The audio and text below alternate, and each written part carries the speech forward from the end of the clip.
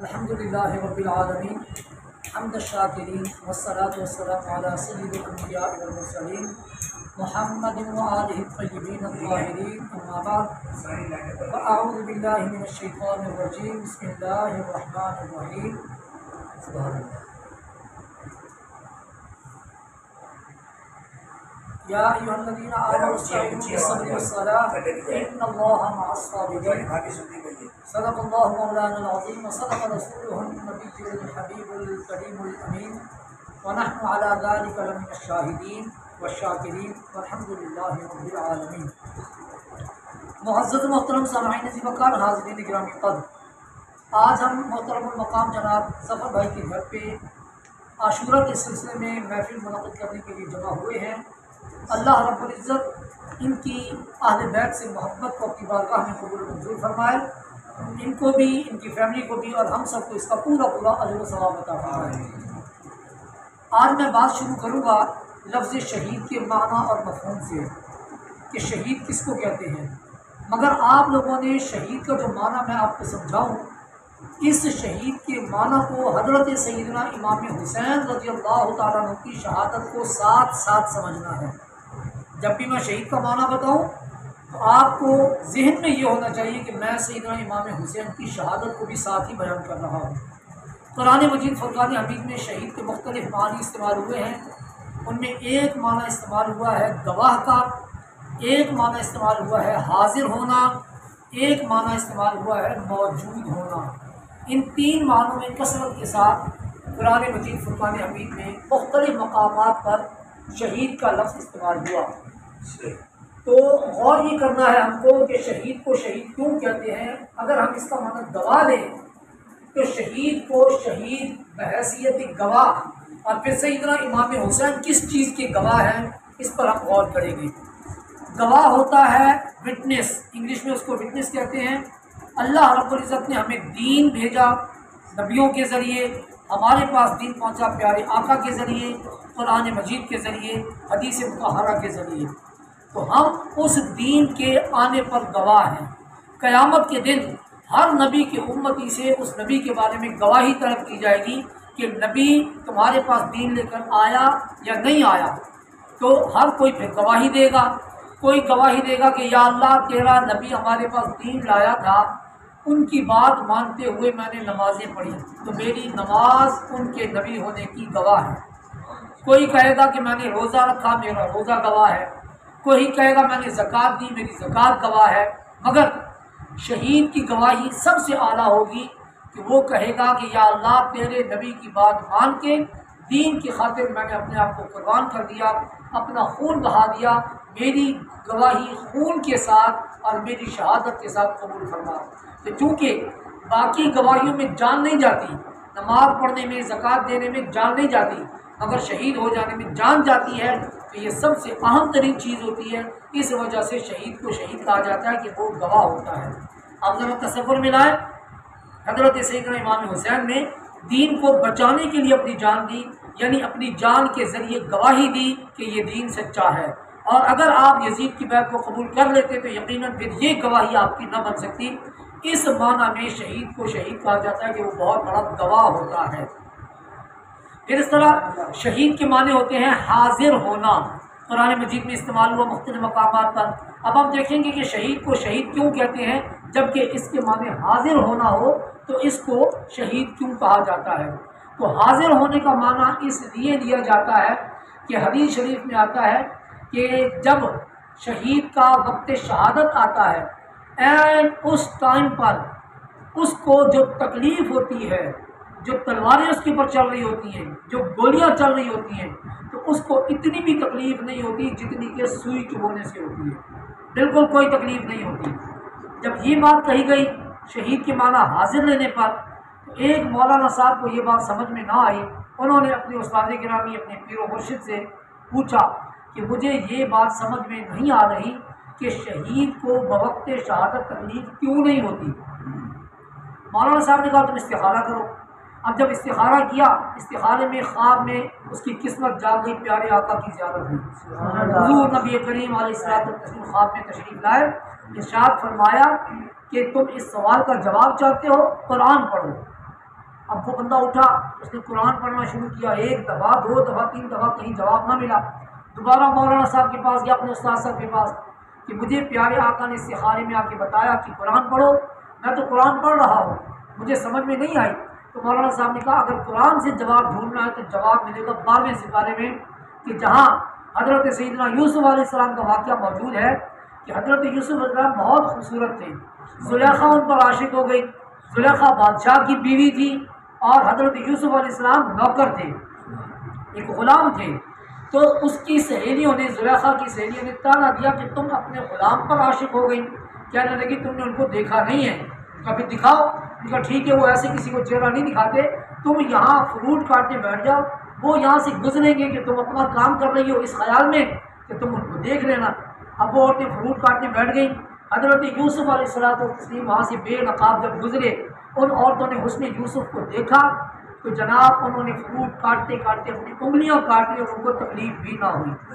تو مولانا صاحب نے کہا کہ دیکھو یہ تمہارے سوال کا جواب ہے کہ جب ایک دنیا کی مخلوق کے حسن کو دیکھ کر عورتیں اپنی انگلیاں کاٹ گئی اور تکلیف نہ ہوئی، تو بوقت شہادت تو حدیث میں آتا ہے کہ شہید کو اللہ رب العزت کا دیدار ہوتا ہے، تو اللہ کے دیدار کے وقت میں جو تکلیف ہو وہ سوئی کے برابر بھی کیا کچھ بھی تکلیف نہیں ہوتی۔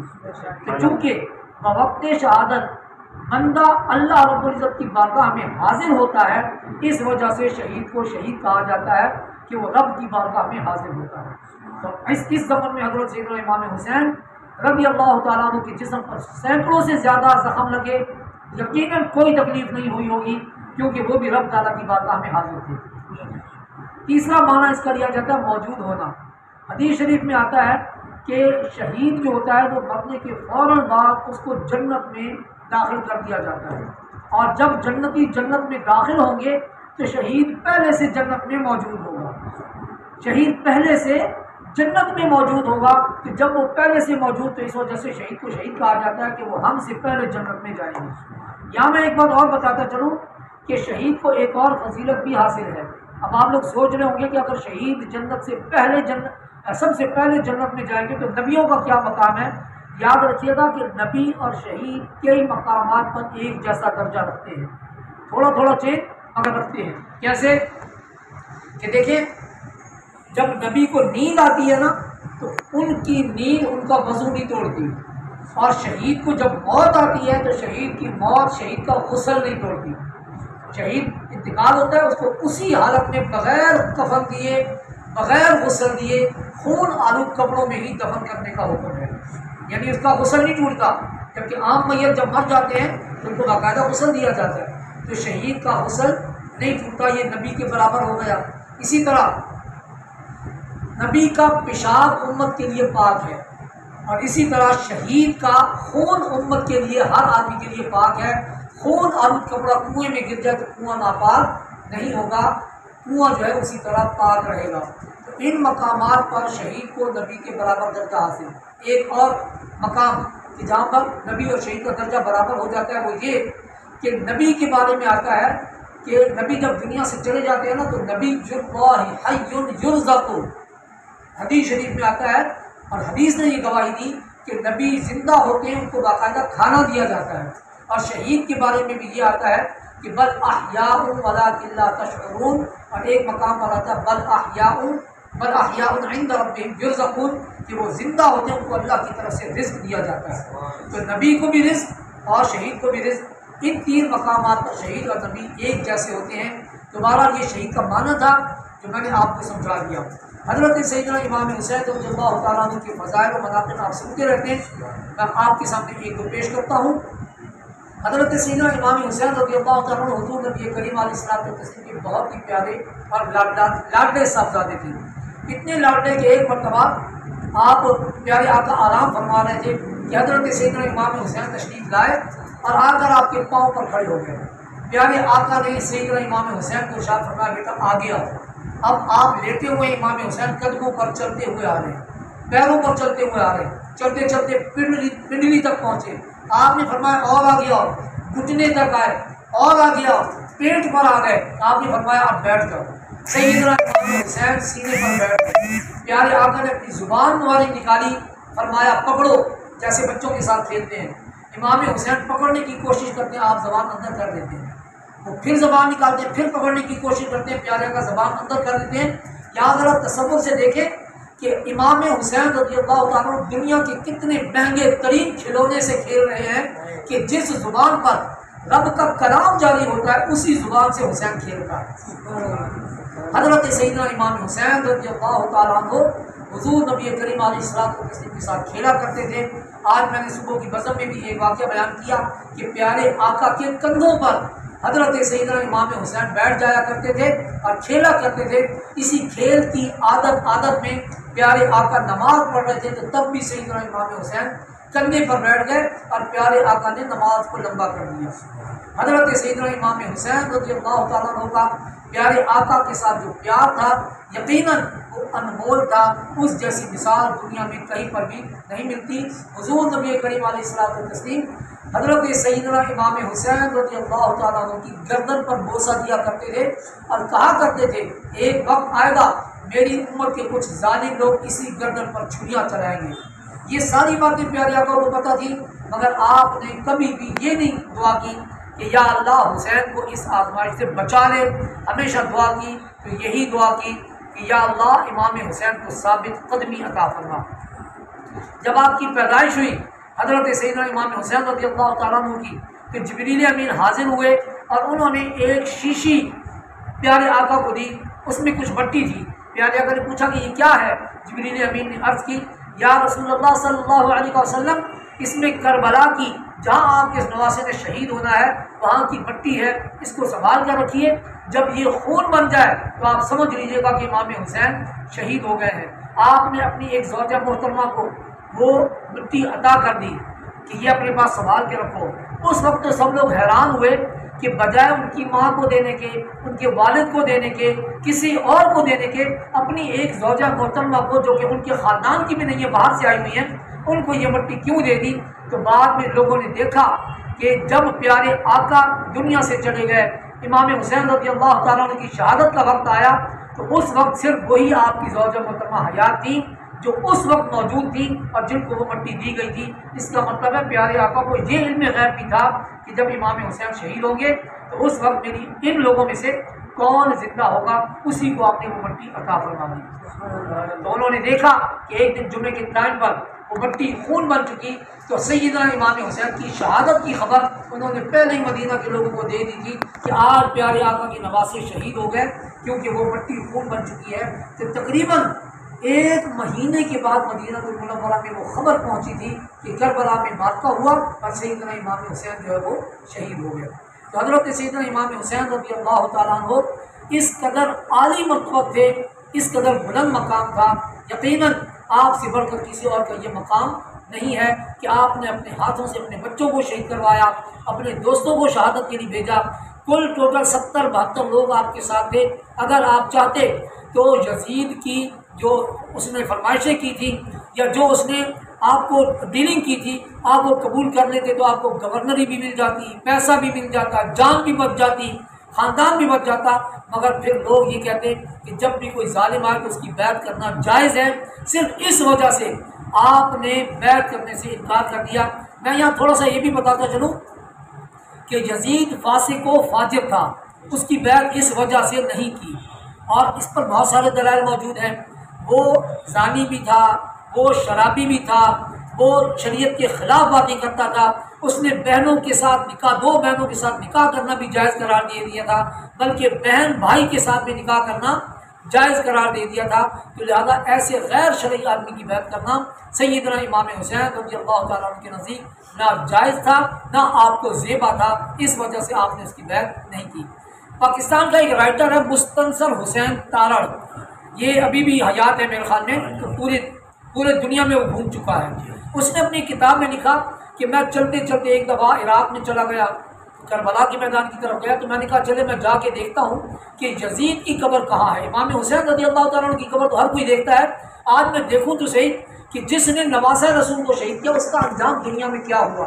تو میں اس کی قبر ڈھونڈتے ڈھونڈتے پہنچا تو مجھے خبر ملی کہ جس جگہ اس کی قبر تھی نا وہاں آج کل شیشہ بنانے کی فیکٹری بن چکی ہے، قبر وہاں سے ہٹا دی گئی ہے اور وہاں پر شیشہ بنانے کی فیکٹری بنی ہوئی ہے۔ اس وقت تو اس نے یہ بات ایسے لکھ دی، مگر پھر بعد میں اس نے تحقیقات کی اور اس نے بتایا کہ شیشہ بنانے کی فیکٹری ایسے ہی نہیں بن گئی، بلکہ دنیا کا سب سے زیادہ ٹیمپریچر جو ہے وہ شیشہ بنانے کے لیے چاہیے، سب سے زیادہ گرمی لوہے کو پگھلانے کے لیے جو گرمی چاہیے ہوتی ہے اس سے بھی زیادہ گرمی شیشہ بنانے کے لیے چاہیے ہوتی ہے۔ تو مستنصر حسین تارڑ لکھتا ہے کہ میں سمجھ گیا کہ اللہ تعالیٰ نے اس کی قبر کی جگہ پہ شیشے کی فیکٹری بنوائی تاکہ اس کی قبر کی جگہ بھی دنیا کی سب سے گرم ترین جگہ ہو۔ اب خود سوچ لیں آخرت میں اس کے ساتھ کیا انجام ہونے والا ہے۔ یہ دنیا میں اس کے لیے جہنم ہے کہ اس کی قبر کی جگہ پہ شیشہ بنانے کی فیکٹری، یعنی سب سے گرم ترین بھٹی اس جگہ کو بنایا اللہ تعالیٰ نے جہاں یزید کی قبر تھی۔ اللہ تعالیٰ اس پر ہزار لعنتیں فرمائے اور اس کی قبر کیا اس کی نسلوں کی اللہ تعالیٰ غارت فرمائے۔ میں نے صبح بھی ایک شعر پڑھا تھا، پھر یہ کہوں گا کہ حد ہو گئی حسین تیرے انتقام کی، تو نے لفظ یزید کو گالی بنا دیا۔ آج لوگ اپنے آپ کے ساتھ نام کے ساتھ حسین لگانا تو پسند کریں گے، مگر کبھی بھی کوئی اپنے نام کے ساتھ یزید کا لفظ لگانا پسند نہیں کرے گا۔ جو لوگ لگواتے ہیں وہ ناہنجار ہیں، نہ عاقبت اندیش ہیں، ان کو خبر نہیں ہے کہ وہ کتنے غلط جا رہے ہیں۔ اللہ رب العزت ہمیں حضرت سیدنا امام حسین رضی اللہ تعالیٰ عنہ کے نقش قدم پر چلتے ہوئے ان کے فرمودات پر عمل پیرا ہونے کی توفیق عطا فرمائے۔